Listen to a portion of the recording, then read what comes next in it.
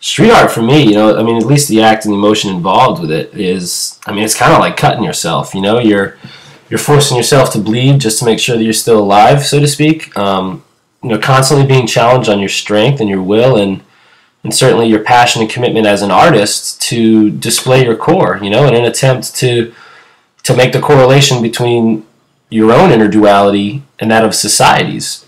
Really by creating these images and these messages that you hope anyway translate on a greater landscape, into more universally recognized and kind of representational of the good, the bad, and the ugly within all of our lives.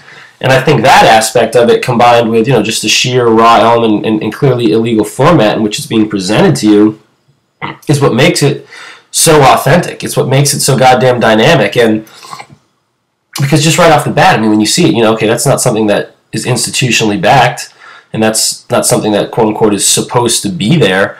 And you may be initially intrigued as how it got there and who did it and when did they maybe do it, but then there's still the image and the message itself that you have to dissect. And who knows, maybe that's something that you do like, that does speak to you, that you have an appreciation for, that you get enjoyment from.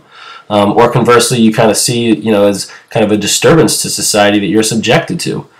And I think that's when the question's raised, is the street art being used in either case as either a weapon or as a tool, and if you're really just doing it to self-promote this alter ego and get it up in the city as many different times as possible for, more street cred and kind of street reputation, then yeah, I think you're bordering more on the lines of kind of using it as a weapon versus, using it, in the case of bACk anyway, as kind of using these visuals as a voice, and it's not about having the loudest voice and having bACk up in as many different places, but it's about having a voice as an individual and trying to connect and break barriers with other individuals.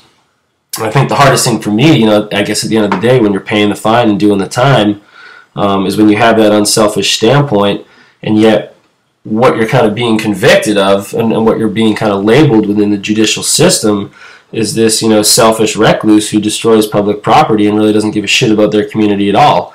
And that's really the complete antithesis, because there's nothing in it for me personally. There's no fame, there's no fortune. This is street art. If you're making money, you're doing it in other avenues as far as entrepreneurial things, opportunities that you have, or, art and design.